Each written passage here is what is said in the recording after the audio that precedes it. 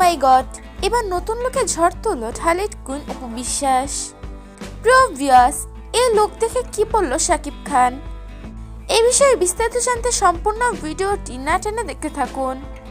সামাজিক যোগাযোগ মাধ্যমে অপু বিশ্বাসের বেশ কয়টা ছবি এবং ভিডিও ভাইরাল হয়েছে, যেখানে খুব সুন্দর লাগছিল অপু বিশ্বাসকে।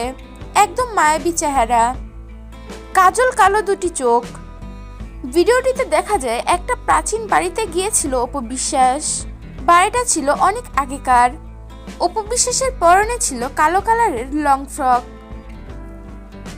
এই লোকে অপুকে দেখে সবাই ফিদা হয়ে গিয়েছে। একদম মায়াবী একটা চেহারা অপুর। ভিডিওটা প্রথমে শুরু হয় চারদিকে অন্ধকার, শুধু অপুর হাতে মোমবাতি। অপুর চেহারা দেখে যেন মনে হচ্ছিল চাঁদের আলো ঝলসে পড়েছে।